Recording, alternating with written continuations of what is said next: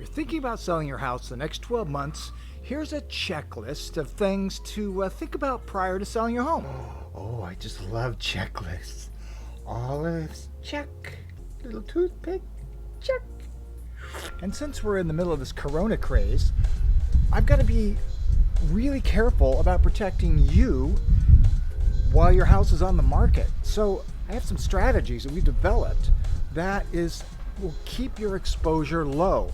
And that starts with pricing, strategy, and then how we show the property. We do it all at once in a tiny little pod of time frame. Yeah, it's a time pod. So there you have it. We can limit your exposure and we can get multiple offers if we do it correctly and we do it smartly. So that's how we're keeping you safe. And it's a little different because we're in this COVID dummy thing that I can't say, Number one, deferred maintenance. So take a look around your house. Let's go inside and make a list of things that, need repair or maybe need to be replaced. Then go take a walk outside and look around your house slowly and look at things that need care or repair. Buyers that are looking for houses right now are doing the exact same thing, so you need to beat them to it. They'll be making a list and checking it twice. And generally they overestimate what things really cost by oftentimes double. It's in your best interest to take care of major things beforehand on your own time frame so you're not being held hostage by demanding picky buyers who watch all the real estate TV shows. What's this? Oh, but it's the buyer's home inspection repair list, of course. Just a trifle. Move house 3 feet to the north? What? When's the last time you painted the interior? Or the exterior? Or how about the flooring? Is it dated? Does it need to be replaced or be refinished? Like, what are the lighting and the plumbing fixtures looking like? The kitchens, your bathrooms, your kitchen appliances. It's super important that you look at these things before you put your house on the market. It could mean tens of thousands of dollars in the final net to you if you look at some of these things and take care of them prior to putting your house on the market. Okay, let's pause right here. Okay, for a second, you're wondering, why would I spend money on this house when I just want to sell it and get rid of it, sir? That's an excellent question. Really, why would you? I just asked you that, sir. This is where you need to call me and tell me what your plan is. And I can advise you to probably what you should do prior to listing, what you probably shouldn't do prior to selling. And a lot of this can change depending on what kind of market we're in. If we're in a market favoring sellers or a market favoring buyers or a market that's not favoring anybody, it's just neutral. Except maybe the cat family down the street. The cat family? You're bluffing.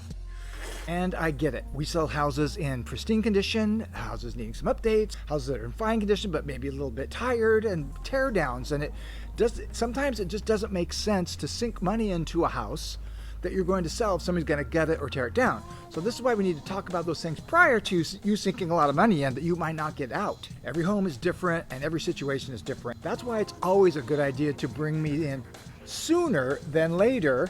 And making a plan is always better than slamming a sign and 3 upside down St. Joseph statues in the yard and praying that it sells. Pie Jesu Domine, dona eis requiem. Hey, if you're enjoying this, not that you wouldn't, Who would? like and subscribe to my YouTube channel. It would greatly help my bruised self-esteem. Really, it would. Really. Okay, number 2, brighten up everything. Take a hard look at your window coverings.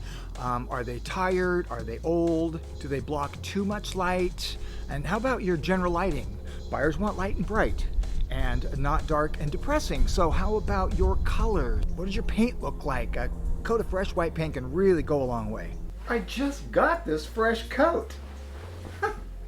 What do you think?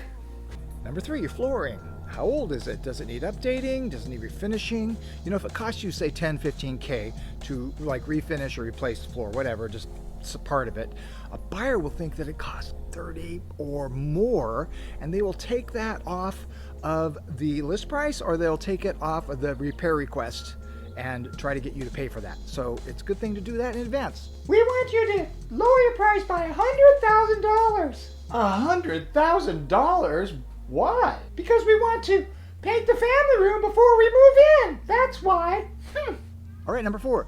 What's your curb appeal? How does your house look compared like to the rest of the neighborhood? Is your house like a car stopper or a get in the car, drive away fast? While you're outside, why don't you take a look at your landscaping and your paint and your condition and your fences and your trees? Does your landscaping need trim or a major overhaul? And do your trees need trimming? So it's always a good idea to put a lot of flowers and pots up in front of the house and near the front door. That works in every market. All right, number 5, declutter. Ouch. I know your kids' Little League trophies mean something to you and all those vacation photos, but you got to realize that you're moving, and so pack all that stuff up, because decluttering is a 2-pronged approach. Stay with me. First, you need to declutter and depersonalize your house, right? So you got to pack up all your mementos, your family photos, your awards, your gun collections, and all of those, taxidermy heads you got sticking on the wall.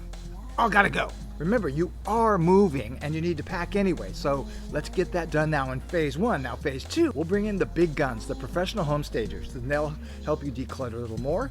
They'll mix your stuff with their stuff, so your house will appeal to a wide array of buyers, which is what we're trying to do. That's the thing we're trying to do. Now, if we left all your stuff, then we would only be attracting one buyer, other than a wide array, and that one buyer would be you. And that's silly because you already own the house and you're trying to get rid of it.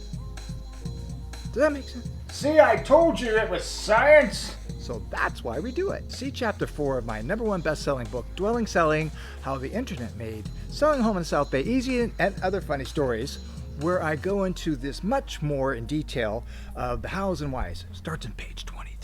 This is a science that we're using, and it will greatly help you sell your house for top dollar and more quickly than the other houses that didn't bother to do any of this stuff. Unless your house doesn't qualify for this strategy. And if it doesn't qualify for this strategy, that's okay, because we'll do something different. Number 6, hire a professional photographer.